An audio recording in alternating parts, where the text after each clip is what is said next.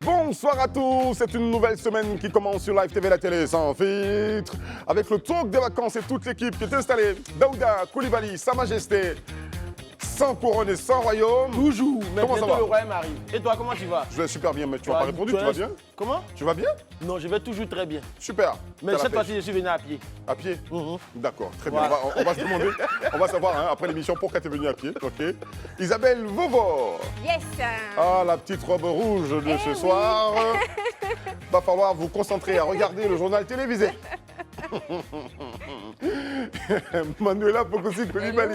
Salut Je regarde Kevin pour la fin. Coucou, non, Ça va, ravi ma de vous chérie? retrouver, vous m'avez manqué, Mais sincèrement. on est content de te retrouver. Ouais. Super. Et puis je fais un gros bisou à Mélissa qui a un amour en fait pour me remplacer à chaque fois et surtout parce que je suis en beauté grâce à elle ce soir. C'est une création de Mélissa JJ. Oh, Mélissa Mélissa JJ. Et puis Kevin Aubin, le chouchou de sa génération. Azalaka Perron qui t'a parlé, c'est deux botchons dans ton cou. Bon, on s'y attendait un peu Tu es un quand même. gros malade. On s'y attendait un peu Bonsoir. quand même. Bonsoir Kevin. Bonsoir. Le week-end était bien. Hein? Oui, franchement, mon week-end était mouvementé. Voilà. Mon week-end est à la hauteur de ce que je viens de faire. On est très bien. Ça s'entend. Isabelle Vauvor, on va se mettre en position Je suis plus pour concentrée. parcourir l'essentiel de l'actualité dans cette émission parce qu'il y a le JT dans le talk des vacances. C'est parti.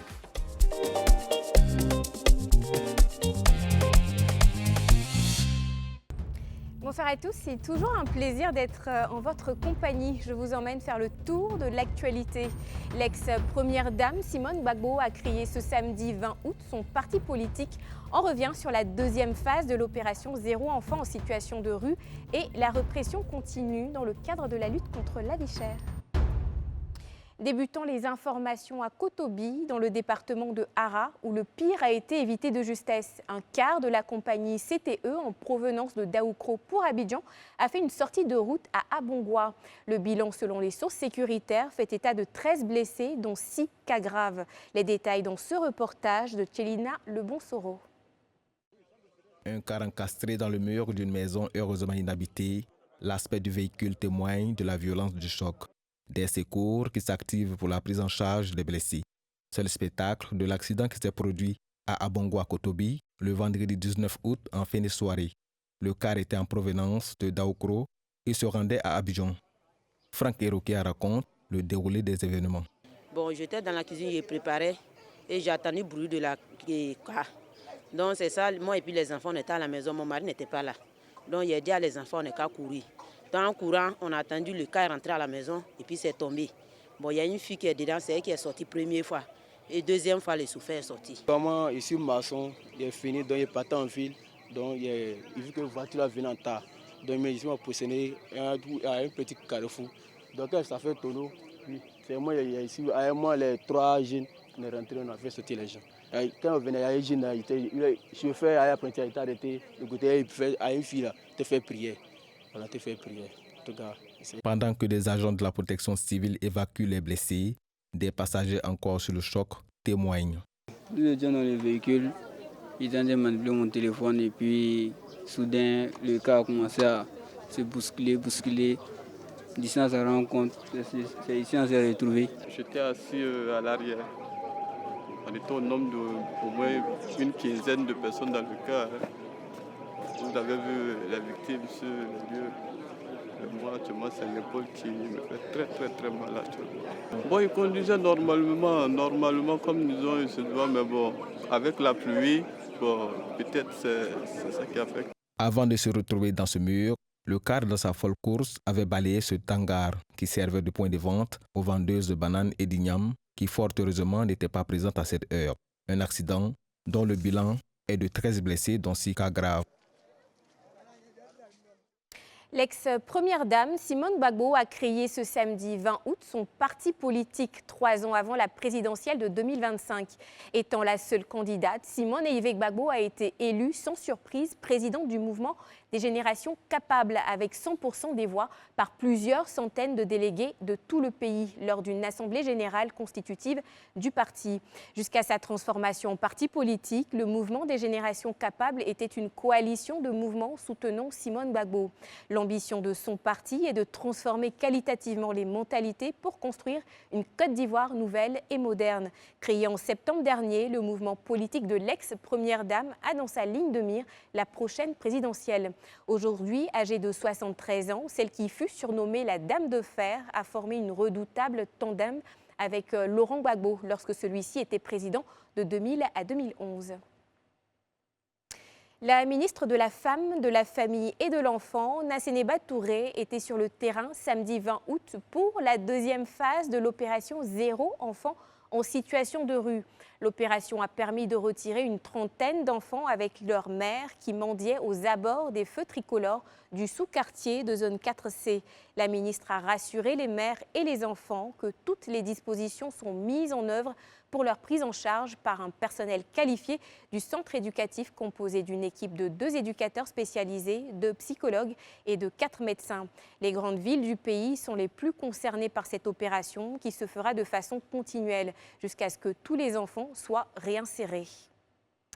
Et le supermarché Socoprix sur la route de Bingerville a été épinglé pour vente conditionnée le samedi 20 août par les agents de la direction régionale du commerce Abidjan Centre 1. Dans ce supermarché, pour se procurer un bidon d'huile de 25 litres, il est exigé des achats supplémentaires aux consommateurs allant jusqu'à 50 000 francs CFA. Mené par Tanobla Mathilde, épouse Boni, directeur régional de cette région commerciale, l'opération a abouti à un flagrant délit avéré contre le dit espace. L'intervention qui a conduit à appréhender Socoprix, route de Bingerville, s'inscrit dans la volonté du ministre du Commerce, de l'Industrie et de la Promotion des PME, Soleiman Diarrassouba, d'assainir le secteur du commerce afin de préserver le pouvoir d'achat des consommateurs. Les forces de sécurité somaliennes ont mis fin samedi soir au siège d'un hôtel de Mogadiscio assiégé par des djihadistes Chebab. Les affrontements ont duré une trentaine d'heures et fait plus d'une dizaine de victimes civiles.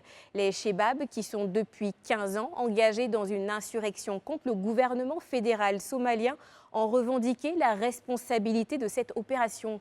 Chassés des principales villes de Somalie, dont Mogadiscio en 2011, ils restent implantés dans de vastes zones rurales et ont intensifié leurs attaques ces derniers mois. Merci de votre fidélité au journal. Les partis politiques se préparent pour 2025 et c'est le cas du tout nouveau-né samedi dernier, le mouvement Génération Capable qui se mue en parti politique et affiche clairement ses ambitions pour la prochaine élection présidentielle. On en parle sur le plateau du Talk. Je vous l'avais dit, elle est toute en beauté, Isabelle Vauvor, dans ce tour des vacances. Merci Isabelle pour ce journal. Et puis, depuis le samedi, c'est officiel, depuis le samedi 20 août, Simone Yvette Gbagbo a été élue, elle le disait donc à l'instant dans son journal, sans surprise, présidente du mouvement des Générations Capables MGC. Son mouvement politique et elle se prépare pour 2025, c'est tout de suite après le jingle dans Ça fait l'actu. Bienvenue à tous. Voici ce qu'on pourrait appeler en définitive ou qualifier de rupture politique et qui confirme les ambitions de Mme Simone Yvette Gbagbo, hein, n'est-ce pas les amis? Oui. Totalement. Hein. Totalement? Bah oui. D'accord. Bah, qui se... C'est toi qui parles. Le premier qui parle, c'est lui qui... C'est la priorité. Non, mais après, oui, on savait tous, justement, quand on allait aboutir à cette conséquence-là. Donc, très bien. Voilà, quoi. D'accord. Manuela? Moi, pour Antoine Elpa, je pense que vous en avez parlé. C'était jeudi ou vendredi. J'ai suivi l'émission en plus, donc je ne vais pas redire ce qui a été dit. On sait tous la bête politique qui était Simone Gbagbo, qu'elle a été. Ensuite, il faut se rappeler qu'il y a forcément aussi dans son histoire un goût d'inachevé. Parce qu'en 2011, c'est la crise politique qui vient briser ses ambitions et ce destin politique un an après ces choses-là. Donc, forcément, je crois que c'est Daouda qui l'évoquait. Elle m'a évoqué Larry Clinton. Pour moi, la création de ce parti du MGC est une étape normale. quand je regarde le parcours et qui est Simone Gbagbo. Maintenant, comme vous le disiez, j'espère qu'elle s'inscrit réellement dans une volonté, il y a qu'elle qui peut le savoir, mais j'espère qu'elle s'inscrit réellement dans une volonté de conquête du pouvoir réel. Je pense que peut-être que les élections régionales l'année prochaine seront un test parce qu'aujourd'hui, ça éclate un peu plus, en fait, cette gauche, ça fragilise un peu plus entre l'électorat du coup, qui est éclaté entre le PPACI de Laurent Gbagbo, elle-même avec le MGC, et puis le FPI de Pascal Affi-N'Guessan. Mais sincèrement, rien que par le geste déjà, moi je salue le geste de Simone Gbagbo parce que c'est un très beau message qui est passé. C'est un message qui est passé aux jeunes femmes. Ça veut dire qu'on peut exister après avoir été derrière un homme en politique. On peut avoir des ambitions présidentielles en étant une femme africaine. Il n'est jamais trop tard pour réaliser ses rêves. Elle a 73 ans, c'est aussi ce que ça veut dire. Et tu parles de rêve justement. Voilà, pour réaliser ses rêves. Et vraiment, moi, rien que pour ça, je trouve que c'est... Donc vraiment, j'attends avec hâte de voir si le MGC s'inscrit dans une véritable conquête du pouvoir. Parce que pour 2025, ça peut présager de belles choses. Un véritable jeu démocratique. Très bien. Daouda Coulibaly. Bon, en fait, comme on l'avait déjà dit le week-end passé, hein, tout le monde, pour ceux qui font de l'analyse politique, savaient que le MGC allait devenir un parti politique. Seul le MGC ne savait pas qu'ils allaient devenir un parti politique. Parce que... Ils le savaient sans l'affirmer peut-être. Bon, je pense que c'est eux qui ne le savaient pas. Parce qu'elle l'a dit dans son discours un peu quand même. Parce que mine de rien, en son temps, sur une autre chaîne de télé, ils ont annoncé qu'ils n'allaient jamais devenir un parti politique. À la surprise générale, c'est devenu un parti politique. On l'avait prédit. D'accord. Voilà. Et je pense que lors j'ai envie de dire intronisation ou la cérémonie de... Oui, lorsque Simone Gbagbo devient président, en fait, d'abord, il faut prendre son discours, en fait. Très bien. C'est un véritable coup d'histoire, en fait, qu'elle a fait, en fait, lors de son allocution, en fait, parce qu'elle a pris, en fait, en compte l'histoire du FPI depuis les années 90, depuis le multipartisme, pour d'abord montrer, en fait, qui elle est, Simone Gbagbo. Qu'est-ce qu'elle a fait donc dans la sphère politique ivoirienne? Qu'est-ce qu'elle a fait depuis les années qu'on appelle ça où ils étaient du passage au multipartisme? Voilà, ce passage-là, voilà, depuis les années Oufoué, multipartisme, jusqu'à son accession au pouvoir, jusqu'à arriver à sa chute. Déjà, par son discours, elle montre sa légitimité pour diriger en fait un parti politique en fait. Et sincèrement, elle a véritablement fait un état des lieux de la politique d'Alassane Ouattara. Bon, je n'étais pas totalement d'accord, mais c'est son point de vue. On va revenir hein, sur certains points donc, concernant ce discours de Simone Gbagbo, donc, dès son accession donc, à la tête de son nouveau parti politique. Justement, moi, je voulais aussi revenir sur le discours, en fait, parce que, bon, prononcer un discours pour marquer l'instauration d'un parti politique, c'est un peu la norme, c'est ce qui est normal, mais c'est plutôt le contenu du discours que j'ai envie de décortiquer, dans la forme, hein, pas forcément dans le fond. En fait, c'était une allocution solennelle, pleine de candeur, de reconnaissance et de fierté dès le début. Ensuite, on tombe dans la dénonciation avec une vraie déclamation, c'est-à-dire Simone Gbagbo a clairement annoncé la couleur. Voilà. En fait, son but, c'était de dire que la scène politique ivoirienne doit désormais compter avec le mouvement des générations capables, donc son parti politique. Et on a tous connu une Simone Gbagbo ancrée et rattachée politiquement pendant 2 décennies au Front populaire ivoirien, donc le FPI. Aujourd'hui, c'est elle qui mène la baguette, en fait. Si vous voulez, au FPI, elle était un peu l'esthète du parti, mais elle n'en était pas la tête. Aujourd'hui, voilà, c'est elle qui est là, qui mène la baguette, quoi. D'accord. Elle parle dans son discours d'accomplissement d'un rêve. Est-ce que vous ne voyez pas cela? C'est une question comme une sorte de vengeance contre un parti dont elle a participé donc, à la création et qui finalement lui a refusé donc, la seconde place pour la reléguer à un autre plan. Bon, vengeance, c'est un mot qui est un peu fort, mais moi je dirais qu'il y a un divorce clair au niveau politique. Là, elle vient se positionner donc au niveau de la gauche, elle vient la diviser davantage. On va assister en 2025 à des affrontements entre eux, c'est-à-dire on aura donc un affrontement entre les deux Gbagbo. Moi, quand j'ai lu le discours, en tout cas, je ne dirais même pas que c'est un discours, pour moi ça ressemble plus à un manifeste. Mais quand je l'ai lu, en fait, j'ai pas senti réellement qu'elle voulait être candidate, enfin en tout cas présidente en 2025. J'ai plutôt vu quelqu'un qui se positionne comme étant une troisième voie, quelqu'un qui peut compter en fait sur l'échiquier politique, parce qu'en aucun cas elle n'a parlé en fait de conquête du pouvoir dans son allocution. Elle a juste en fait émis certaines idées qui pourraient éventuellement aider à faire avancer en fait le pays. Donc moi je pense que après si on veut pousser un peu le truc assez loin, c'est-à-dire imaginons 2025, on va au 2e tour. Je dis n'importe quoi, on va au 2e tour, Alassane Ouattara, Laurent Gbagbo. si elle est une troisième voie, selon vous, vers qui est-ce qu'elle va pencher? Ah, c'est une question que je me pose. Donc, en fait c'est un schéma pour montrer en fait, qu'elle veut se positionner véritablement comme étant une voix qui comptera, en tout cas, pour les élections. Et qui compte, en fait. Une voix qui compte. En tout cas, qui commence à compter, qui pourrait faire la différence éventuellement, mais qui commence à compter, en tout cas, et qui comptera sûrement pour 2025. Voilà, c'est pas à négliger, en tout cas. C'est pas à négliger du tout. C'est pas à négliger, voilà. D'accord. Qui crée un parti politique en est le président? Mais écoutez, quand il y a les élections, va-t-il rester silencieux et ne pas se présenter? Hein non, mais dans le prolongement de ce que dit Isabelle, je rejoins Isabelle sur ce point-là parce que je trouve ça très juste. Et j'allais même dire, elle s'érige en troisième parti politique. C'est ça la voie finalement du social, parce que c'est ce qu'elle met en avant. Comme tu le disais, Isa, elle a abordé tous les thèmes de la vie chère. Elle a acté, elle a dit aussi que pour elle, cette histoire de réconciliation nationale n'est pas totale. Donc elle s'est positionnée. Moi, j'ai vu en tout cas une femme qui se positionne clairement, avec reconnaissance, contre Alassane Ouattara déjà. Et je suis d'accord quand elle dit qu'elle propose une nouvelle initiative, parce que quand on lit ce discours, ce qui en ressort beaucoup, même si d'un point de vue économique et tout ça, elle situe les choses, c'est vraiment le côté social, socio-politique, pardon. Et donc je me dis, il y a peut-être quelque chose à jouer. Comme le dit Isa, peut-être qu'elle n'a pas envie forcément d'être une actrice de premier plan en 2025, mais qu'elle compte compter réellement, pour le coup, voilà, réellement sur l'échiquier politique. Donc je trouve ça très pertinent. C'est clair. Clair. Et puis vous allez me dire, au début, c'était des groupements de femmes qui étaient autour de Simone et Yves Gbagbo. Après, beaucoup ont considéré donc, cette action, donc, ces groupements, comme une affaire d'association de femmes. Elle plaisante en disant, ce n'est pas une association de femmes, encore moins de femmes aigries. Okay? Et aujourd'hui, nous constatons quand même qu'elle a des soutiens forts. Est-ce qu'on peut parler de ces soutiens qui font sa force? Il faut dire que Simone Gbagbo parce que je ne pourrais pas citer tous ses soutiens du nom, mais quand tu regardes ceux qui étaient au premier plan, mais Simone Gbagbo, lors de sa cérémonie d'intronisation, quand tu regardes les cadres, c'est pratiquement 40% des cadres du PPACI qu'elle a siphonné, en fait. Parce que, à la limite, quand tu regardes la politique, tu te rends compte que finalement, le grand gagnant de cette histoire, ce n'est pas Gbagbo, ce n'est pas forcément Simone, mais c'est Afi N'Guessan qui a gagné, qui a refusé de céder le FPI à Gbagbo Laurent, en fait, jusqu'à aujourd'hui. Et gagner comment? Est-ce que ce n'est pas, retirer du FPI toute sa vraie substance? Mais finalement, quand tu regardes ce qui vient de se passer, c'est au PPACI qu'on a enlevé sa substance.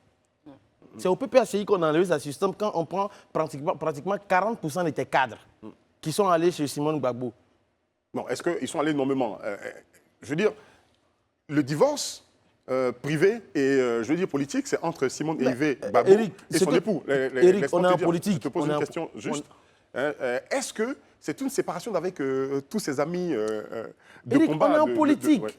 On est en politique. N'étaient-ils pas que des invités? Est-ce qu'ils étaient là pour participer ou être membres? Je pose des questions. Je t'informe, peut-être que je te le dis en même temps. Le PPACI a été nommément invité, ils ne sont pas venus. Si le PPACI ne s'est pas rendu à cette cérémonie et que des cadres y vont, parce que c'est une association, ton parti dit « je ne vais pas » et toi tu te lèves, tu t'en vas. Qu'est-ce que ça sous-entend? Il y a une adhésion, mais pour rappel aussi, il faut savoir que quand le PPACI a été créé, ils ont invité Simone et Yves Gbagbo qui n'est pas parti. Voilà, donc vice-versa. Donc en fait, c'est une adhésion claire. C'est une adhésion claire, c'est une adhésion ou alors voilà, un non-soutien en tout cas à la création, à la cause, à l'idéologie politique. Voilà, tout à fait. Kevin. Oui, c'est ça, mais en fait, il y a un divorce qui est consommé à l'intérieur même du parti depuis des mois et des années. Il y a une vraie scission. Donc moi, ça ne m'étonne pas de voir des cadres et des militants du PPACI venir se greffer au parti de Simone Gbagbo. Voilà, il y va en fait de l'aspiration et des accointances de tout un chacun. Donc, j'allais dire même pour Anthony, en étant même juste de bonne foi, j'allais dire, comme on le sait tous, cette rupture et ce divorce, il a eu lieu avant. Au niveau légal, on attend toujours. La rupture politique, elle est consommée. Mais quand on réfléchit et qu'on s'assied, quel autre choix avait même? Parce que forcément, on spécule tous pour savoir est-ce qu'il s'agit de vengeance, de choses comme ça. Bon, c'est elle seule qui a la réponse. Mais d'un autre côté, Simone Gbagbo n'avait pas d'autre choix, en fait. Aussi. Quand on regarde l'histoire, qu'est-ce qu'elle aurait pu faire d'autre que consommer cette rupture politique? Elle n'a pas eu d'autre choix, en fait. Donc, j'allais dire, c'est même pas forcément, il n'y a même pas forcément d'aller spéculer tout de suite sur une histoire de vengeance. Mais Laurent Gbagbo ne laisse même pas le choix à Simone Gbagbo d'avoir un mot politique à son retour. C'est ça aussi la réalité aujourd'hui. D'accord. Alors, vous avez lu le discours, hein? Vous avez parcouru le discours. Ouais. On l'a lu, on l'a pas parcouru. Si dégage, vous avez parcouru ou lu, c'est la même chose. Hein? Bon, oui. Vraiment, c'est la même chose. C'est la même phase. Non, on ne peut pas plus ça lire. Non, moi je comprends Daouda, les mots sont importants. Parcourir, ça veut dire qu'on lit en diagonale. D'accord, vous avez lu. Voilà. Alors, vous allez me dire, parce que vous allez me faire une lecture explicative, peut-être. Moi, j'ai fait la série A2, donc vous allez comprendre mes mots. L'idéologie du parti que vous en ressortez, c'est quoi? Bon, selon ce qu'elle a dit qu'elle est social-démocrate, en fait. Voilà. Et je pense que ça n'a pas changé à la base de l'idéologie du FPI, qui est pratiquement la même chose, en fait. Elle a parlé d'humanisme et de progressisme. Voilà. En fait, si vous voyez, dans son discours, elle a ciblé des mots précis, des mots MAUX, des mots précis de notre société. Elle a parlé de clientélisme, clanisme, népotisme, cherté de la vie, simulacre de paix et de démocratie. Voilà, c'est une façon en fait de dire au gouvernement en place que vous êtes d'une inefficacité qui ne dit pas son nom et que moi, en 2025, je vais dépoussiérer la façon de gouverner. Wow. Et je pense, en fait, quand tu disais, ouais, c'est pas forcément, en fait, elle veut pas vraiment, enfin, elle nous a pas forcément dit en substance qu'elle se présentera pour 2025. Moi, je suis persuadée qu'elle va le faire. Enfin, je veux dire, pour un premier discours d'intronisation, comme tu l'as dit, elle va pas venir nous parler 2025. 2025, c'est encore loin. Voilà. Mais moi, j'aimerais, si tu permets, je peux la citer. Attention. Si vous permettez, j'aimerais la citer. Elle a dit, alors, vous vous demandez, est-ce que j'accepterais de me retrouver confronté au président Gbagbo? C'est ça votre problème, n'est-ce pas? Mais une fois que le parti aura décidé qui va être candidat, eh bien, le candidat se battra pour gagner les élections. Or, on sait tous que c'est elle qui sera le candidat. Donc, elle est prête à aller en découdre. Que ce soit quelqu'un d'autre, en fait. Le combat de Gbagbo aura lieu sûrement en 2025. En 2025, moi, Manuela. je vais même plus loin avec, je voulais rebondir sur ce que disait Kevin. Kevin parlait de mots MAUX. J'allais dire Simone Gbagbo va même plus loin avec les mots MOTS. Pourquoi? Parce que le jargon, le champ lexical même qu'elle utilise dans son discours, c'est celui de la gauche. Simone Gbagbo est en train de dire « je suis la vraie gauche ». Voilà, la vraie gauche sera de retour. Parce que toutes ces notions-là de social, de machin, on sait, la droite, elle est plus libérale. Mais là, elle est en train de dire ça. Je suis la véritable gauche. D'accord. Ambition, donc remporter les élections en 2025 certainement. La vision, on en parle? Bon, moi, pour dire la vérité, j'ai écouté, hein, j'ai vraiment écouté, mais j'avoue que tout ce qu'elle a dit, tous les mots qu'elle a utilisés, j'avoue que je suis surpris que Simone Gbagbo puisse tenir ce genre de discours aujourd'hui là. Je suis vraiment surpris. Pourquoi donc? Non, je suis surpris dans la mesure où je pense que nous sommes tous contemporains de 2002 jusqu'en 2010. Quand on regarde aujourd'hui du népotisme, du clientélisme dont elle parle, du clanisme qui existait, dont les gens ont souffert. Et là, même pendant son discours, j'ai lu son discours, j'ai été choqué.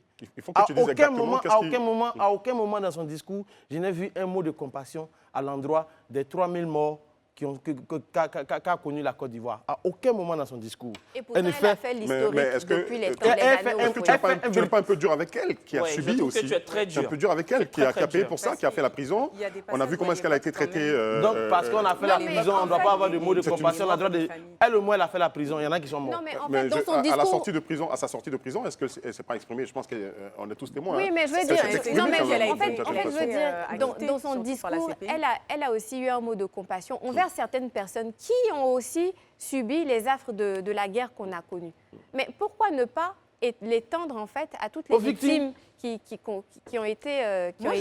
C'est un mauvais procès. Je comprends ce que vous dites, mais j'ai envie de vous répondre que c'est pas un premier retour, c'est pas une première sortie médiatique en fait. Mais je comprends, mais ça ne me choque pas dans le sens où c'est pas une première sortie médiatique pour Simone Gbagbo. Si Simone Gbagbo rentrait hier et puis qu'elle vient parler, je m'attends à ce qu'elle vienne surtout. Mais Simone Gbagbo n'est pas rentrée hier, elle est rentrée avant-hier entre guillemets. Donc du coup, elle peut oublier les victimes. Non, elle ne peut pas oublier les victimes. C'est qu'elle a déjà peut-être cité. Si je peux aller jusqu'au bout, c'est qu'elle a déjà commencé par là en fait. Donc ce qu'elle est en train de dire, c'est une façon aussi de dire je ne reprends pas tout. Pourquoi? Parce que je suis déjà chez moi. C'est ça le mot qui est là aussi derrière. Au-delà de tout, et elle les évoque, juste pour terminer le dernier point d'Aoud, elle les évoque d'ailleurs, elle évoque cette crise-là, machin, en des mots légers dans plusieurs parties de son discours, sincèrement. Donc je suis d'accord avec toi qu'elle ne revient pas avec des grandes excuses ou des machins, mais moi ça ne m'a pas choqué dans le sens où c'est pas là sa première sortie médiatique. Elle a déjà demandé pardon après son acquittement à la CPI quand elle revenait en Côte d'Ivoire. On pardonne la CPI. Pardon, quand elle est revenue et qu'elle a bénéficié de l'amnistie présidentielle, pardon, mais elle l'a évoqué en fait. Donc moi ça me choque pas qu'elle l'évoque pas. Et je pense que c'est tout ce qui concourt à son appréciation de cette amnistie. Non, en fait, moi, je comprends très bien. C'est ton opinion que je respecte. Mais n'empêche que, pour moi, elle aurait dû avoir un mot de compassion à l'endroit des victimes. Mais je poursuis en fait pour dire que même dans son discours, elle a à la limite flagellé tout le bilan en fait du gouvernement en place sans tenir compte en fait de tous les efforts qui ont été faits. Et du coup, quand tu lis son discours, je termine s'il te plaît. Okay. Voilà. Quand tu lis son discours, elle a parlé, elle dit au plan économique, la situation économique de la Côte d'Ivoire est très préoccupante au niveau des endettements très élevés. Mais quand tu fais des affirmations, il est important en fait de soutenir ça avec des thèses, avec des arguments. Tu ne les soutiens pas, tu ne fais que énumérer problème. J'aimerais juste dire que la critique est aisée, mais là, elle est très difficile. D'accord, mais en fait... Parce qu'on a vu les Gbagbo à l'œuvre, en fait. Voilà, d'autant plus qu'ils ont un bilan, voilà. En 10 ans. D'accord.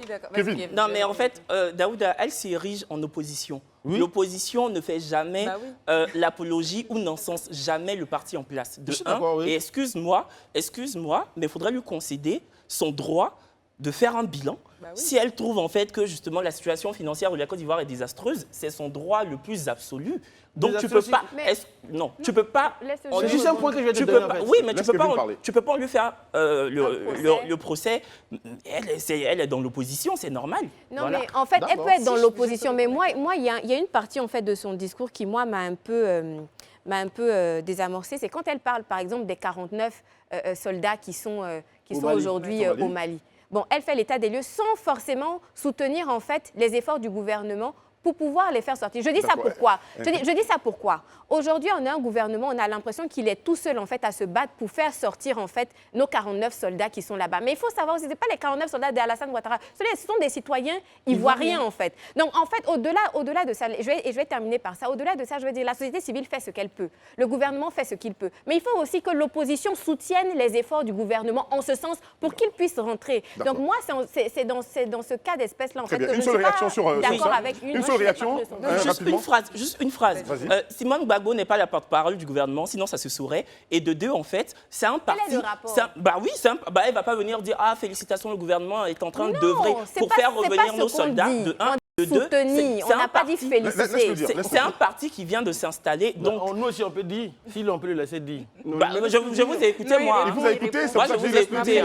Ok, voilà, je vous ai écouté. Donc, voilà, c'est pas la porte-parole du gouvernement, quoi. Voilà, si le gouvernement n'est pas capable de venir nous dire ce qu'il en est des 49 soldats, excusez-moi, c'est pas Simone Gbagbo qui va le faire. Voilà. Manuel, une dernière Daouda, tu voulais y aller? Non, vas-y, c'est moi qui distribue la parole. D'accord, donc non, moi j'allais juste ajouter que je pense qu'il y a un temps pour tout. J'entends et je comprends Isa et Daoud, ce que vous dites. Je ne dis pas que je ne suis pas d'accord, j'entends. Mais après, je pense qu'il y a un temps pour tout. Quand Simone Gbagbo rentrait, Simone Gbagbo n'affichait aucune ambition politique. L'heure était au remerciement. Elle a remercié Alassane Ouattara. L'heure était au rappel de l'histoire. L'heure était, c'est-à-dire, comment on dit, ces 3000 morts, machin, etc., de la guerre. L'heure était au recueillement, au deuil et au remerciement pour regagner la terre ivoire. Maintenant, je pense que l'heure est, là, on est à un autre stade, en fait, de sa vie. C'était son moment. En fait, si Simone Gbagbo ne peut pas profiter de son moment quand elle est en train de créer son parti politique, pourquoi est-ce qu'elle va venir polluer avec ce que dit le reste? Et puis sincèrement, quand on lit ce discours, il y a quand même des parties où elle remercie le président Ouattara, où elle reconnaît ce qui a pu avancer, mais elle a le droit de pointer du doigt aussi ce qui ne va pas. Quand elle pointe la vie chère, pourquoi est-ce que ça dérange? Merci Manuela. Puisque nous-mêmes, on en parle sur ce plateau. C'est parce que c'est Simone Gbagbo. Une autre partie, on poursuit toujours dans ce discours-là. Elle parle de cohésion sociale basée sur les 4 grands groupes ethniques. Quelle lecture vous en faites? Une cohésion sociale, on en a besoin de cette cohésion sociale. Le gouvernement en place se bat pour cette cohésion sociale. Elles sont partis politiques qui se mettent en place et qui a donc pour objectif de lutter pour la cohésion sociale basée sur les 4 grands groupes. Quelle lecture vous en faites? C'est en cela que c'est un peu hypocrite. Voilà. Moi, c'est maintenant que je vais un peu l'épingler, Simone Gbagbo. Je trouve en fait que c'est un peu hypocrite que de parler de clanisme et de dénoncer le clanisme. Parce qu'en fait, quand elle était première dame pendant 20 ans, elle n'a pas parlé de clanisme. Comme maintenant, elle a un propre parti et dont elle est la présidente, elle a été élue à 100% par ses militants. Tout d'un coup, il n'y avait pas d'adversaire en face, de toute façon, elle était candidate unique. En tout cas, ils ont voté à 100%, ils ont applaudi. Voilà, ils ont tous été des applaudisseurs patentés. Et tout d'un coup, elle a un tic dans sa tête. Oh, c'est vrai que le clanisme plane dans le pays. Moi, je trouve que c'est assez hypocrite de sa part. Le seul point où je rebondis sur lequel, c'est que j'aurais aimé que Simone Gbagbo inclue également, c'est pour ça que je dis j'entends, mais j'aurais aimé qu'elle inclue aussi son bilan dedans. Voilà. D'accord. Enfin, ce n'est pas le sien, mais celui du président Laurent Gbagbo. Cohésion sociale basée sur les 4 grands groupes ethniques. Votre réaction, vos réactions? Non, personnellement, ça ne me gêne pas. Dès l'instant qu'elle dit, au moins si elle a pris conscience que la politique ne se fait pas par clan ou par groupe famille, ethnique. Par groupe ethnique, c'est tant mieux. C'est tant mieux. Je lui dis bravo. Qu'est-ce qu'il y a sur le terrain en Côte d'Ivoire? Alors, si je peux... Bon, elle a dit, basé sur les 4 grands groupes ethniques, c'est vrai, en Côte d'Ivoire, il y a 4 grands groupes. Il y a 69 ethnies qui sont réparties donc, dans ces 4 grands groupes. Moi, il n'y a pas de problème, je suis d'accord. Mais pour moi, ça n'inclut pas en fait tout le monde. Et je prends par exemple, si je suis ivoirienne naturalisée. D'accord. J'appartiens à quelle ethnie? Ça veut dire que je ne peux pas militer dans son parti politique? Ça, c'est mon point de vue. Elle aurait dû tout simplement dire que mon parti politique réunit tous les Ivoiriens du nord au sud, de l'est à l'ouest, j'aurais compris.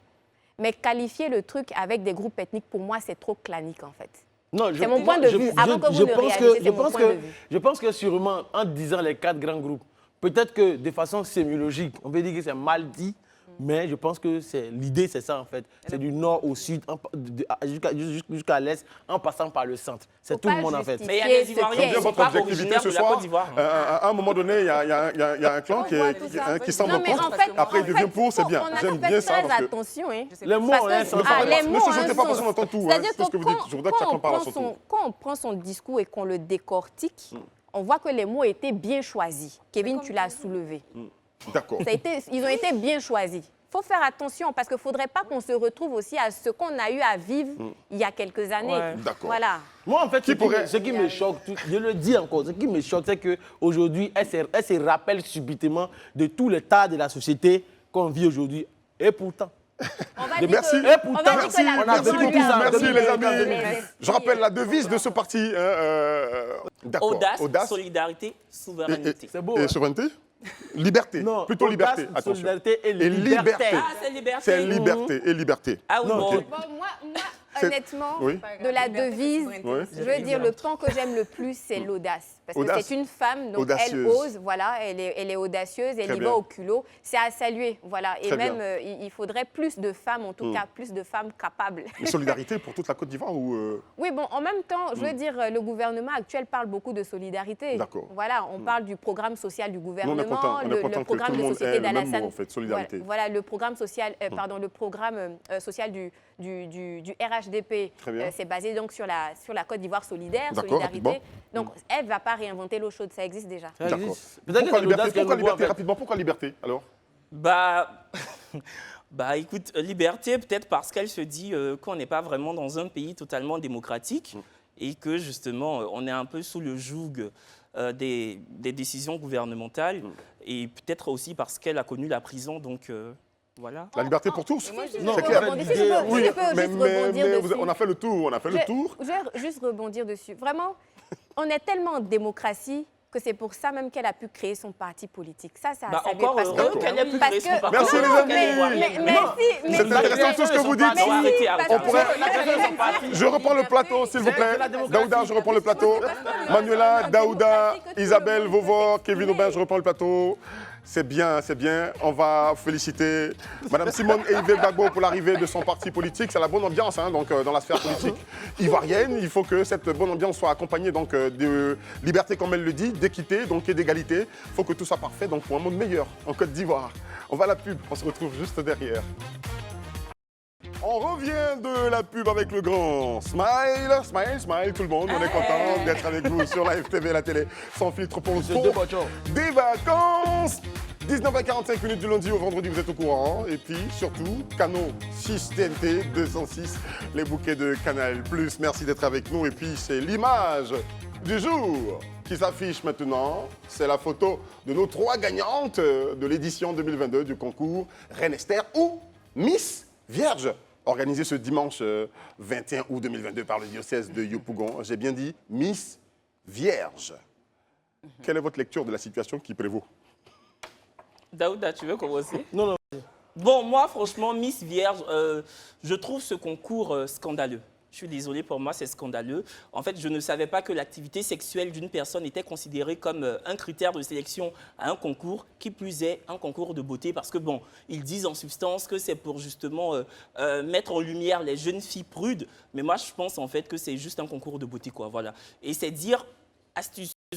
Franchement, c'est dire astucieusement aux jeunes filles non vierges, bah regardez, vous n'êtes pas assez prudes pour prétendre à ce concours, vous êtes dépourvues de toute pudibonderie. Moi, en fait, ça me choque et c'est discriminant, d'autant plus que c'est organisé par un diocèse. Et je trouve que ces jeunes filles vierges-là, elles sont exposées comme des bêtes de foire, quoi. Enfin, c'est dire, regardez, venez, on est vierges, bonjour. Ça me choque. On peut poser question. Franchement. Pudibonderie, là, c'est quoi? Pudibonderie, en fait, c'est... Je t'embête, chérie. Ah, c'est une pudeur exacerbée. C'est bien, je t'embête. D'accord. Merci beaucoup, Kevin. Mais profites-en. Je suis du même avis. Alors, je ne sais pas si quelqu'un veut porter la contradiction, sinon j'y vais. Je salue l'innovation, entre guillemets, du concours et je comprends sincèrement, j'aimerais le dire, la volonté de bien faire derrière, c'est-à-dire en dehors du concours de beauté, que ce soit aussi un concours de vertu, surtout quand on sait que c'est le diocèse de Yopougon qui expliquait que ce concours en fait, a vu le jour suite à un constat. Daouda, on en parlait en off tout à l'heure, qui nous disait 5000 grossesses de jeunes filles enceintes entre le cours élémentaire 2 et la terminale, alors qu'elles étaient scolarisées. Donc je comprends et je dis amen. Amen parce que la virginité, c'est bien pour soi, Dieu aime ça, etc. Mais franchement, en toute honnêteté, ça me dérange. Ça me dérange parce que ces jeunes filles, si je peux y aller, jurent sur la Bible pour garantir leur virginité. À quel âge? Entre 13 et 17 ans, on n'a pas plus important à faire entre 13 et 17 ans que venir s'asseoir dans un concours de beauté pour montrer qu'on est vierge. Je ne sais pas. Est-ce que et puis même, ça profite à qui finalement? C'est pour la fierté des parents. Qu'est-ce que ça envoie? Est-ce que c'est parce que peut-être à l'éducation de la jeune fille? Est-ce que parce que bien sûr, c'est pour ça que je dis je comprends les vertus et je comprends les vertus prônées derrière et les valeurs. Mais ensuite, je me dis quand tu es Miss Vierge 2022 là. Si tu es élu aujourd'hui, est-ce que c'est signe et c'est gage que demain tu seras toujours une femme vertueuse? Est-ce que c'est garanti que... Et puis, je ne vois pas l'intérêt. Et ensuite, fais ta chute. Voilà, si pour la chute, j'allais même dire même la notion de virginité en elle-même, elle pose problème parce qu'on ne s'arrête même pas déjà nous-mêmes sur la même chose. Ça ne signifie pas la même chose. D'accord, je voudrais entendre le mot de Daouda. Mais j'ai pas fini, Eric. Bon, vas-y, termine. Vas-y, non. Elle a été juste un peu longue. Vas-y, c'est moi qui distribue la parole. D'accord, en fait... Elle va revenir après. Je reviens après. Manuela, moi, je vous comprends très bien. Peut-être que, comme je le disais tantôt, la sémiologie du mot peut poser problème. Miss Vierge. Effectivement, quand tu l'entends, ça pose problème. Mais je veux dire, prenons un cas simple, en fait, de tout ce qu'on dit Miss. Miss mathématiques, Miss Côte d'Ivoire, Miss 2.0, Miss ceci, Miss cela. Au-delà, il ne faut pas se limiter au vocable Miss Vierge et autres. Il faut aller au-delà pour voir, en fait, la culture que ça promet, en fait. Tu vois, les valeurs que ça promeut. Parce qu'aujourd'hui, quand tu regardes, elle le disait tantôt, il y a 5000 cas de grossesse en milieu scolaire en Côte d'Ivoire. C'est-à-dire que le ministère de l'Éducation nationale même arrive peine même à juguler le problème des grossesses en milieu scolaire. Vous comprenez un peu? Donc, pour moi, ça ne me gêne pas dans la mesure où ça va aider en fait ces filles-là à dire « Ah, franchement, j'ai envie de battre aussi pour rester vierge, pour rester prudente quand c'est un moment, tout et tout, jusqu'à ce qu'elles se sentent prêtes. » Parce qu'on le dit, les filles... C'est de 13, il y a deux catégories. Il y a de 13 à 18 ans et puis il y a de 18 ans à 22 ans. 13, 17, 22 ans. Voilà, 17, 22 ans. Et tu vois, moi je suis d'autant plus choqué que ce soit cette année-là que les gens, en fait, ils sont dans l'émotion. Mais le concours existe depuis 2015. Depuis 2015, le concours existe. Il existe seulement pour les filles de l'Église catholique. Le diocèse de Yopougon, voilà. c'est lui qui organise. C'est pas un concours national. J'ai vu sur la toile des féministes dire oui, pourquoi on fait ça pour les filles, on ne fait pas ça pour les garçons. Or, je vais vous dire quelque chose qui est très grave parce qu'aujourd'hui, quand une jeune fille tombe enceinte, mais elle est obligée d'arrêter ses cours. Le petit garçon, il n'arrête pas ses cours pour autant. Pour moi, personnellement, ce concours-là, pourquoi est-ce que je suis un peu d'accord avec? C'est le nom qui me gêne sincèrement. D'accord. Mais dans la forme... Mais en réalité, le nom, c'est concours Miss Esther. Voilà. Donc, de l'histoire de la reine Esther. Qui est restée vierge, en fait, c'est ça? Oui, et qui a eu d'autres vertus, hein, donc, qui a jeûné 3 jours durant sans manger ni boire. Ok, tu connais le jeûne d'Esther, peut-être pas, donc je t'en parlerai. Non, je n'en sais pas. Non, mais en fait, je voulais... Vas-y, rapidement. Voilà, pour dire simplement que ne nous limitons pas seulement au vocable. Allons-y au-delà du vocable. Parce qu'aujourd'hui, quand on voit les gens s'émoustiller juste pour Miss Côte d'Ivoire, c'est vrai qu'elles ne sont pas vierges, mais qui se promènent pratiquement nues devant une salle de 200, de 400, 500, de 2000 personnes. Mais on est content. Mais à travers Miss Côte d'Ivoire, c'est la culture ivoirienne qu'on promet. À travers Miss Côte d'Ivoire, c'est l'intellect qu'on promet. Donc, du coup, aujourd'hui, on est tous contents. Grâce à Olivia Yassé, en fait, aujourd'hui, la Côte d'Ivoire est connue un peu partout dans le monde. Merci. Donc, nous ne résumons pas seulement Tu mélanges un peu tout, Daouda. Déjà, c'est pas pareil. On ne peut pas comparer Miss Côte d'Ivoire et ce concours-là. Et en fait, moi, c'est même pas l'appellation Miss Vierge qui me dérange. C'est en fait l'imaginaire auquel ça renvoie. Parce que moi, quand tu me parles de Miss Vierge, même si tu dis Miss Reine Esther ou je sais pas, Miss Esther ou même Estelle, peu importe, qu'importe, du moment où je sais que... Reine Esther. Ah, Reine Esther, ok. Du moment en fait où c'est... Tu vas pas toujours à l'église, toi? Il ne s'agit pas de ça. Nous sommes dans un pays laïque. Vas-y, mon frère.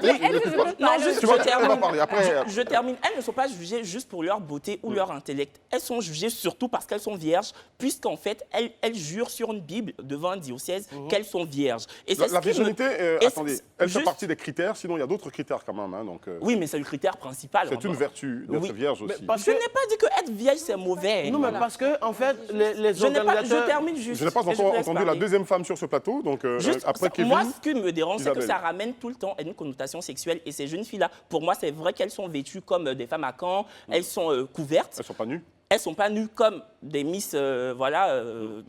Mais dans l'imaginaire collectif, on pense automatiquement au sexe. Il ne faudrait pas qu'on se mente. Isabelle, quel est ton avis? La virginité relève de la stricte intimité. C'est une exposition inutile. Honnêtement. Et c'est même dangereux pour ces filles-là. Avec tous les prédateurs qu'on a en ville ici à Abidjan. Ah oui. C'est pas possible. Et puis, pour rebondir à ce que Daouda disait tout à l'heure. Daouda, je m'inscris en faux dans ce que tu dis. Quand tu dis c'est ton droit, hein? Le plus absolu. Mais laisse-la développer, pourquoi maintenant? C'est ton droit. On sait que c'est son droit, c'est pour ça qu'elle le dit. C'est vrai qu'il y a beaucoup de cas de grossesse scolaire et tout ça. C'est vrai qu'on va promouvoir l'abstinence, mais on promeut aussi les contraceptifs. À 13 ans. Non, s'il te plaît. À 10 ans. S'il te plaît. Quand tu parlais, la fille n'a pas parlé. Franchement. Je demande. Non. Et tu t'émeus en fait de voir qu'on demande que des féministes se lèvent pour dire que mais si on demande la virginité des filles, qu'on demande aussi. Mais pour faire l'amour là, c'est pas un homme et puis une femme pour faire des enfants. Si chacun reste dans son abstinence, tu penses qu'il va avoir des cas de grossesse scolaire en milieu? D'accord. L'éducation nationale fait beaucoup. Fait déjà beaucoup. Ce n'est pas suffisant, mais je pense que ce concours-là ne va pas venir résoudre la problématique. Donne-moi des cas de ce que le ministère de l'Éducation nationale fait. Ils se retrouvent seuls contre. Mais ils font des sensibilisations à l'endroit des enfants. Justement, est-ce que tu réponds à ça, Daouda? Est-ce qu'aujourd'hui. Isabelle, laisse-le répondre. Etc. Isabelle, parce que finalement, tu as parlé, il a parlé. En fait, je souhaiterais qu'on me donne un peu de temps pour développer aussi, c'est important. Mais il ne faut pas être long. Tu as une minute. Quand deux personnes parlent, moi, j'ai le droit de prendre. Vas-y, 30 secondes. Donc, ce que j'aimerais juste dire, en fait, parce qu'il faut aller au-delà, en fait, de ce que le ministère fait, la sensibilisation. Depuis combien d'années on fait de la sensibilisation en Côte d'Ivoire et on trouve pas de solutions? D'année en année, le nombre est en train de croître, en fait. Donc, c'est pour ça qu'on va faire la promotion de la virginité. S'il te plaît, quand tu demandes aux gens de se taire, il faut se taire aussi pour qu'on termine. Merci. Donc, pour dire aux gens, il faut essayer de comprendre les choses de façon simple, en fait. Aujourd'hui, ce concours Miss Esther, là, si ça peut permettre à des jeunes filles d'avoir des valeurs, parce qu'aujourd'hui, ce que vous oubliez, nos enfants sont aujourd'hui surexposés à la sexualité, en fait. Que ce soit dans les clips vidéo, que ce soit partout à la télé, à la radio. Donc, du coup, vous êtes en train de parler des petits garçons, des petits... Mais je t'ai dit tout à l'heure, quand une petite fille tombe enceinte, c'est son année scolaire qui est fichue. Pendant 9 mois, ce n'est pas le petit garçon qui porte la grossesse. Il faut le comprendre. Donc, pour moi, j'ai dit, et je suis d'accord avec vous quand vous dites que le mot choque. Le mot me choque moi-même. Voilà. Mais je vais au-delà du mot. La valeur qui est derrière. D'accord. Pour dire, faut qu'on lutte contre les grossesses pour des petites filles. Aujourd'hui, ça fait mal de voir une petite fille de 10 ans, 11 ans qui tombe enceinte. Souvent, tous d'accord avec cette culture-là. Il faudrait que cette culture-là soit à la fois pour les filles et pour les garçons. Mais vraiment en une phrase. Le petit garçon ne tombe pas enceinte. Il n'arrête pas ses Nous sommes d'accord avec le courroux. Nous sommes tous d'accord avec le courroux de Daouda, finalement. La petite voix à l'oreille me dit qu'on a fini avec cette rubrique, je vous en prie. Merci beaucoup, Daouda. Je peux te saluer pour faire la Je devais finir de débattre. Voilà, très bien. J'ai pas pu finir mon argumentaire. C'est pas juste là, pour le coup. Pardon. Le temps court. Vous m'avez donné la parole, vous me dites qu'on revient. Le temps court, ma chérie. Te fâche pas, tu auras beaucoup plus de temps dans la prochaine rubrique qui arrive. Notre constat du jour, eh bien, c'est la police aux trousses des policiers. Oui, ça se fait en Côte d'Ivoire, dans sa vision d'assainir le secteur du transport en traquant les propriétaires de véhicules sans pièces et souvent sans immatriculation. Le directeur général de la police nationale, Youssouf Kouyaté, a fait savoir récemment que la majorité des véhicules qui ne sont pas en conformité avec les dispositions réglementaires prévues par la loi appartiennent, devinez à qui? À des policiers et à des gendarmes. Diantre, vos avis sur cette situation? très chers amis, mais qu'est-ce que c'est cette histoire? L'arroseur arrosé. Moi, j'ai envie de dire l'arroseur arrosé. On a la police nationale qui va... oui, c'est pour ça que j'ai commencé en plus, même sans ton autorisation, désolé. Mais j'allais dire non, on a la police nationale qui part en guerre contre les propriétaires de véhicules qui ne respectent pas certaines normes, notamment l'immatriculation, ce genre de choses. Et puis, bim, ils se rendent compte que finalement, ce sont leurs collègues gendarmes et policiers qui sont propriétaires majoritairement de ces voitures-là. Donc, bon, moi, j'allais dire, il n'y a pas grand-chose à dire, si ce n'est pour ma part, j'espère, parce qu'il y a une note interne signée de la main du général Youssouf Kouyaté ce 18 août qui exhortait les agents de police justement à se conformer aux règles et très rapidement parce qu'apparemment les traques vont s'intensifier. Et j'espère, à titre personnel, que c'est synonyme en tout cas d'un accent sur la répression. Voilà. Très bien. Bon, moi, comme j'ai tendance à le dire ici, je dis le poisson pourrit toujours par la tête en fait. Et partant de ce principe-là, si des policiers et des gendarmes eux-mêmes qui sont propriétaires de véhicules ne payent pas d'assurance, pourquoi ils veulent n'ont pas de vignette, n'ont pas de vignette, n'ont pas de visite technique, absolument rien. Et généralement, souvent même, ils vont même jusqu'à, certains même vont jusqu'à rouler sans permis. Et du coup, généralement, quand leurs chauffeurs quand ils ont des véhicules de transport en commun, quand leur chauffeur se fait arrêter, il suffit que le chauffeur prenne son téléphone pour appeler son collègue, automatiquement, il est relâché. Ce gars va faire un accident. Du coup, après, toi qui as eu l'accident, tu es dans une situation assez compliquée. Sincèrement, je tiens à dire merci au général Issou Bakayoko parce que c'est... Kouyaté. Désolé. À Bakayoko. Oh, j'ai dit Bakayoko. Tu parlais de l'autre Kouyaté. Issou Kouyaté parce que sincèrement, c'est une très bonne initiative. Parce que les policiers, même, d'ailleurs, eux-mêmes, ils nous fatiguent. Voilà. Donc, il faut qu'on les fatigue aussi. Voilà. Isabelle. Alors en fait, je veux dire, quand on est une autorité, il faut faire preuve d'exemplarité. Voilà. Donc avant d'aller à la répression et nous sévir, nous-mêmes qui sommes citoyens de ce pays, il faudrait qu'eux-mêmes aussi ils se conforment aux règles qu'ils ont eux-mêmes édictées. Voilà. Donc moi, je salue l'initiative et j'espère en tout cas que ça va aboutir à quelque chose de factuel, de périn et que finalement tout le monde pourra être résolument ancré dans les règles. Voilà. D'accord. Kevin Nouba. Moi, en fait, bon, je vais quand même faire preuve d'une grande objectivité parce que je tiens à préciser que ma mère est policier. Donc, je sais pas. C'est eux là. Maman de Kevin. Est-ce que la maman de Kevin a toutes ses pièces? Oui. Là, ne gâtez pas le travail de ma maman. Elle a toutes ses pièces. Non, mais plus précisément, moi... Donc, tu n'es plus objectif, mais tu es subjectif. Non, je suis objectif. Moi, ce que j'ai toujours déploré, c'est, comment vous dire, le non-contrôle des policiers entre eux-mêmes. Vous voyez, en fait, moi, je sais que quand un policier est dans sa voiture et que un autre policier l'arrête, il dit adjudant, chef, tant, et l'autre dit ok, tu peux y aller. Alors que ça se trouve, le mec, il n'est pas du tout en règle. Il y a cet adage dans toute la corporation. Chien mange pas chien. Ah, c'est ça. Donc, c'est ce qu'il faut. Non, mais il faut que chien lappe son chiot, en fait. Non, si chien ne mange pas chien, chien doit laper son chiot maintenant. C'est ce qu'il faudrait vraiment déplorer. Il faudrait qu'on infuse, même pas qu'on infuse, faudrait qu'on intime l'ordre aux policiers de s'auto-contrôler. Voilà. D'accord. Tu avais déjà réagi dessus. Tu reviens si tu as quelque chose à rajouter? Non, j'ai rien à rajouter. Sinon, tout va bien. D'accord. Mais bon, écoutez, au-delà des pièces, à vérifier au niveau des policiers, des gendarmes, des hommes en tenue, qui ont des véhicules de transport ou des véhicules particuliers qui n'ont pas de pièces, il y a un autre fait quand même auquel va s'attaquer bien sûr cette répression policière contre la police. Ce sont des barrières, des barrages, c'est exactement ça, fictifs, non autorisés.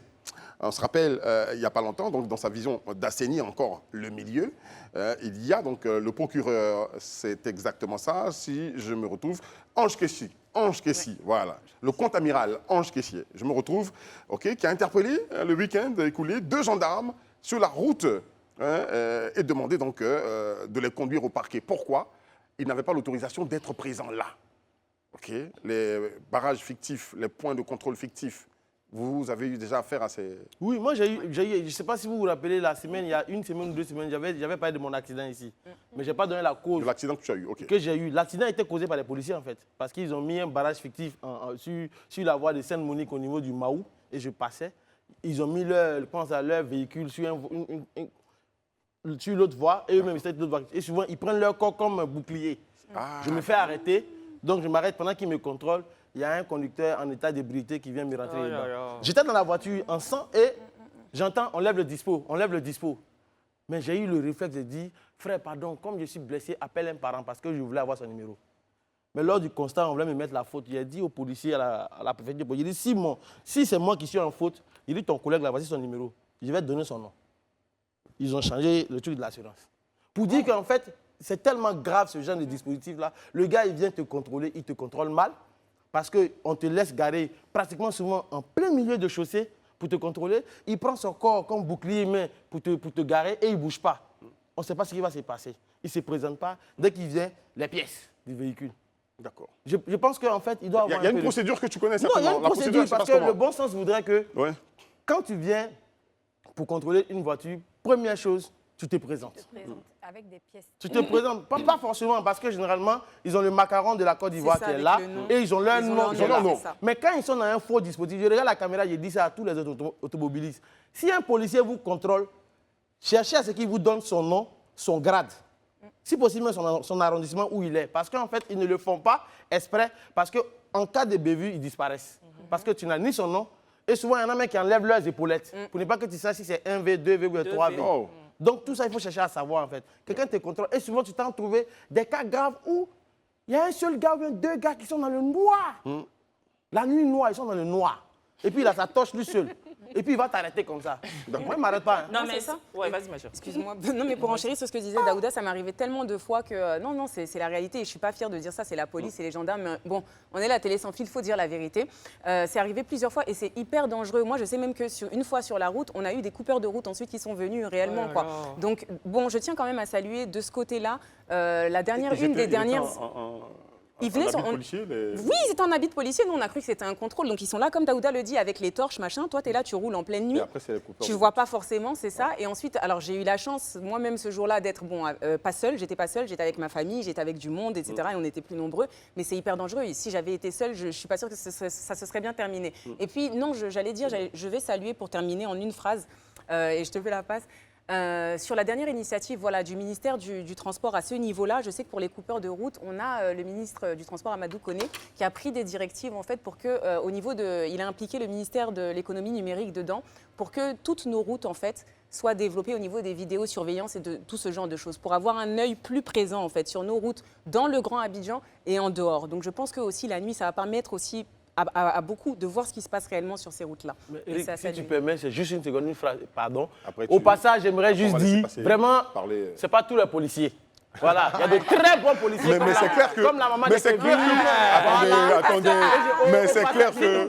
Comme on en parle... Au passage, j'aimerais dire vraiment... coucou au commissaire Agodjo. Franchement, vous êtes très bon. Mais il y a des brebis galeuses parmi vous. Voilà, c'est ce que je voulais juste dire. Mais très bien, très bien. Il y a de bons policiers parmi eux. Exactement, c'est ce que je voulais dire. Il y a beaucoup de bons policiers. Il y a de bons policiers comme ma mère. Et plus précisément, moi, je voulais aussi dire, en fait, il faudrait aussi que peut-être l'État regarde le salaire des policiers. Bah oui. Moi, ça a toujours été...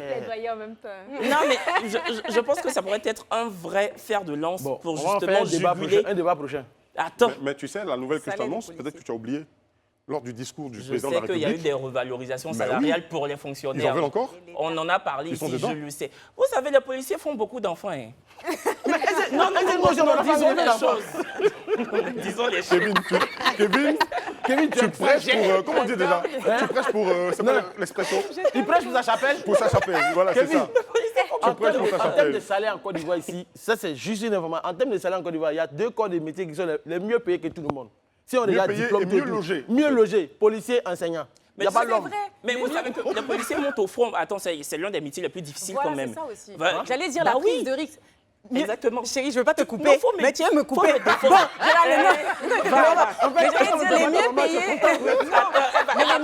les mieux payés, les mieux logés ne signifient pas forcément bien payés. C'est ça la réalité. Par exemple, nous au Cameroun, on les appelle les mange-mille. Pourquoi? Parce que chaque fois quand tu crois que c'est répandu, pas tous les policiers encore une fois, mais chaque fois, eux, ils demandent billet des 1000, ils ne demandent pas autre chose. Et puis c'est comme ça, on les appelle mange-mille. Mais ça témoigne aussi de quelque chose. Je veux dire, une fois qu'on a dépassé le stade de ouais, la vieille, mais on est là pour toi, on est là pour ci, on est là. En fait, tu te dis que c'est quand même des gens qui mettent leur vie en danger tous les jours, qui sortent de chez eux, qui laissent leur famille pour venir dire non, pour venir pour la patrie en fait, pour nous en fait. Et même s'ils sont bien payés et parmi les mieux logés, je suis d'accord, c'est léger quand même ta vie là. Ah, Daoud. On est d'accord, nous tous. C'est tout ce qu'on dit. Merci à vous.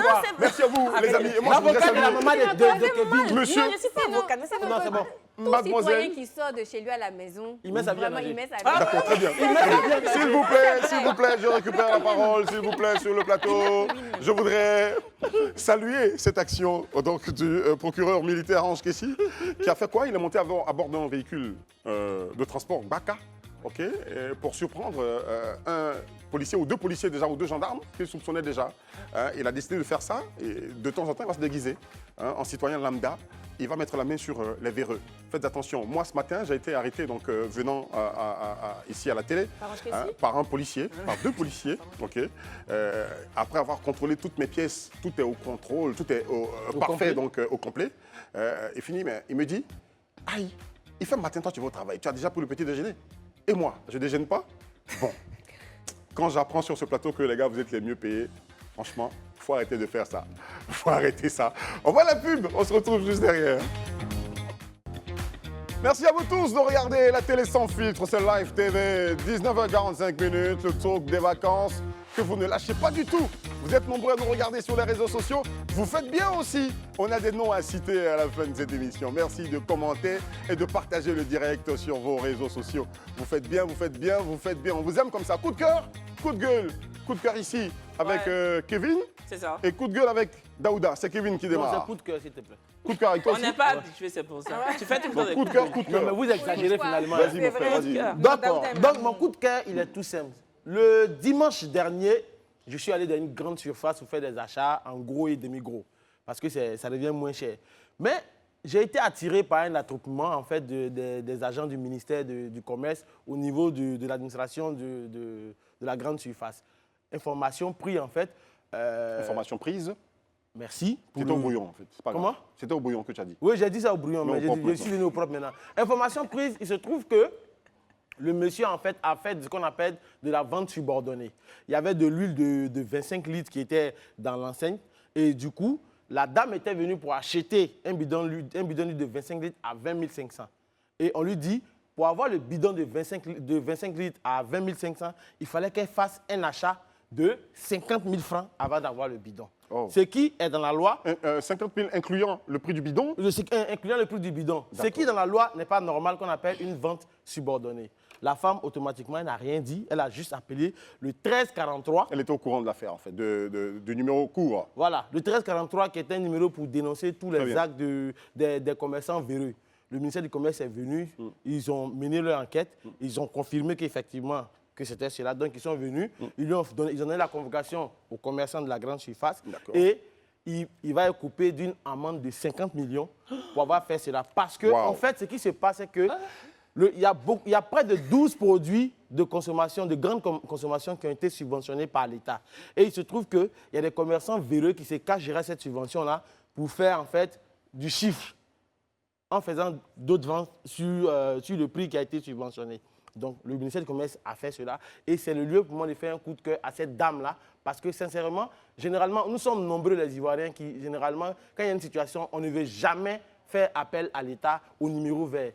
Il y a beaucoup de situations qui arrivent dans les commerces. Si vous voyez, il faut dénoncer. Parce que la lutte contre la vie chère, ce n'est pas une question du gouvernement, c'est une question de sursaut national de nous tous, des transporteurs, des commerçants et, au final, les consommateurs qui sont les victimes de cette situation-là. C'est pour cette raison que j'aimerais faire un gros coup de cœur à cette dame-là. Et dernière chose pour terminer, je suis sûr que vous êtes nombreux quand vous partez dans les magasins.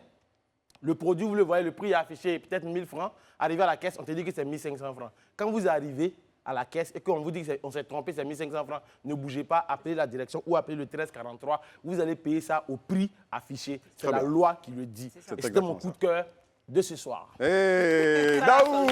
Joli coup de cœur! Ça fait 2 fois que je te salue dans cette émission. Non, franchement,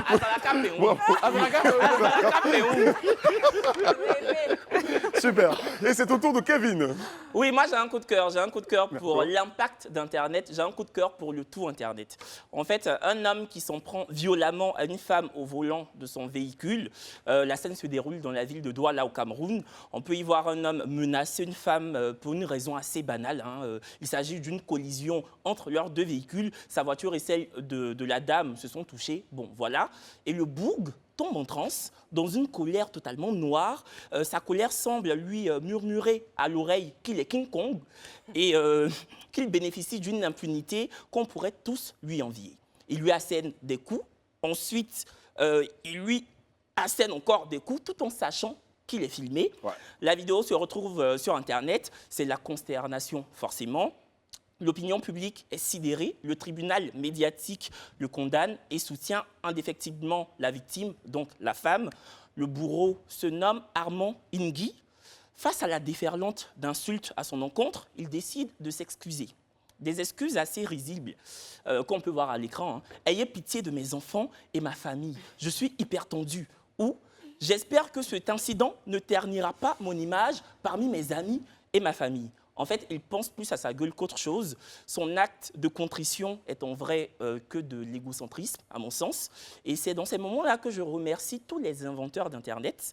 Vraiment, vous avez fait du bon boulot. Parce que c'est grâce à Internet et grâce à l'émoi collectif, grâce au partage et grâce à la consternation générale de tout Internet qu'il aurait été inculpé et déféré devant un procureur. Je dis aurait été parce que c'est des pages people, Facebookales de Facebook qui ont avec eux, qui ont infusé l'information. Donc, il ne faudrait pas justement que je m'inscrive en faux. En tout cas, il aurait été inculpé. Et si c'est le cas, c'est très bien. Toi, tu es hyper tendu et puis tu frappes femme. Tu frappes femme. Quand on est King Kong, la femme est assise dans la voiture. Je termine juste. Monsieur Armand Guy, quand on est King Kong, on se bat face aux gens comme les Daouda. Voilà. La pauvre dame. Attends.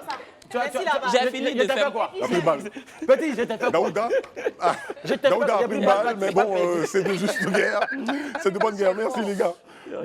Merci. À présent, on va continuer. Donc, on n'a pas ri sur cette affaire parce que j'ai vu la vidéo.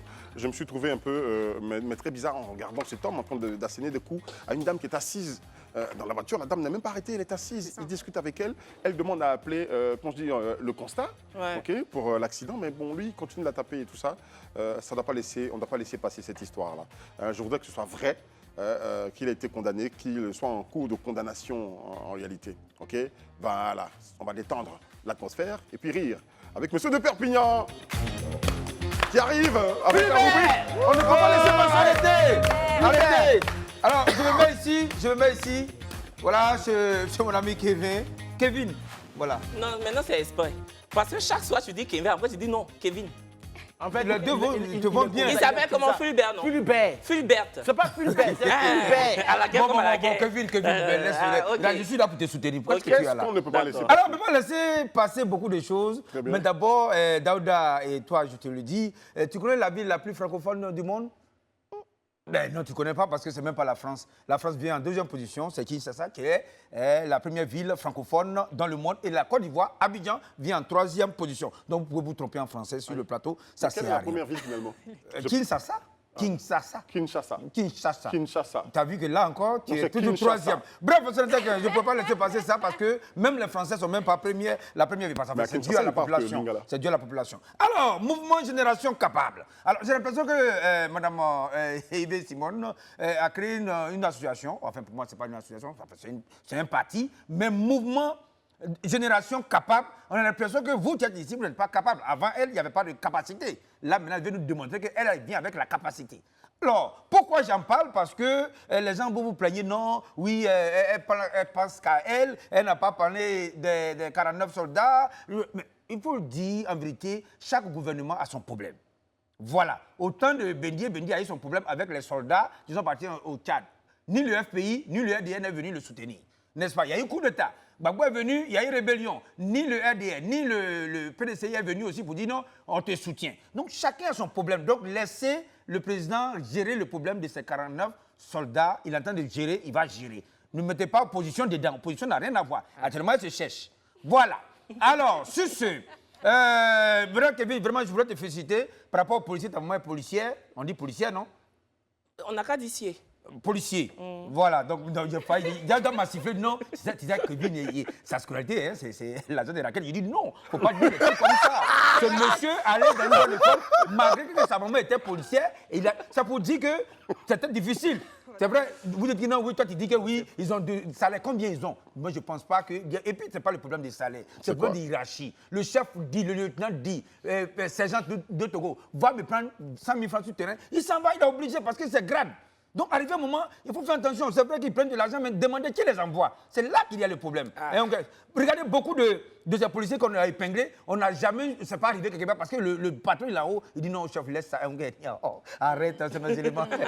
Et puis on laisse tomber. Comme tu l'as dit, tu as raison. Quand vous voyez un policier qui a descoché son nom sur son habit, c'est que c'est suspect. Vous pouvez le tenir tête, puis Abidjan, on ne sait pas qui est qui. Bref, c'est quelqu'un. Alors, supermarché, tu as dit quoi? Le bidon, il fallait 25 000, il faut compléter achat. Non. 25 000. Hein, 25 litres de bidon pour 20 500. Voilà, 20 500. Mais il faut faire achat 50 000 pour avoir le bidon. Mais Daouda, toi et moi, quand tu as payé là-haut, toi, ceux qui as payé 25 litres, bon, ceux qui vont venir payer spaghetti, les trucs là, si huile là est finie, qui va griller les trucs là? C'est ça, il faut savoir. Tu ne peux pas venir prendre huile seulement pendant que les trucs comme ça grillés. Mais il y a beaucoup d'huile. Il y a beaucoup d'huile où? Oui, les pommes de terre qui sont dans les rayons là. Tu as pris aussi? Donc tu prends huile pour partir là-haut. Ceux qui ont payé pommes de terre, ils vont les payer huile là-haut. Arrivé un moment, il faut qu'on sache. Tu vois, tu prends huile, il faut prendre poisson. Il faut prendre pomme de terre. Il faut prendre un spaghetti. On sait que c'est utile. Mais tu dois prendre seul et puis tu es sorti. Madame, non. En tout cas, j'espère que ça va s'arranger. Désormais, personne ne peut aller payer poisson sans payer huile. Voilà. Alors, je vais terminer sur ce, parce que je suis écœuré et je ne peux pas laisser passer ça. Voilà. Alors, le député et premier adjoint au maire de la commune de Boaké, M. Paul, lui, a fait un don aux femmes, aux 24 associations féminines. Le monsieur du quartier de Belleville 2. Alors, il donne 600, alors je répète, 600 chaises, 1 tonne de riz et 150 marmites. Bon, monsieur le député, 150 marmites, 1 tonne de riz. Daouda, il n'y a pas huile, hein, tu as entendu? Il n'a pas donné huile. Quand c'est comme ça, il n'y a pas de cohésion. Parce qu'on ne peut pas prendre marmite et puis, qu'on appelle le riz seulement. Monsieur le député, on a mangé riz comme ça, et puis vous dites que non, oui. C'est la vision du président de la République. La vision du président de la République. Le président de la République n'a pas fait vision où on a mangé riz simple. Voilà. Alors, je vais partir sur ce. Merci, non, c'est bon. Non, je vais partir parce que là, mon ami Kevin, il me plaît bien parce que quand on a vu l'histoire de Miss Vierge, j'étais écœuré. D'accord. Vraiment, si vous voulez faire marcher des femmes vierges, dites-nous, on va aller prendre nos bédous. Merci. Je voudrais qu'on accueille avec nous ici Ernel Dibi. Ernel, viens s'il te plaît. Ernel, ouais. Ernel.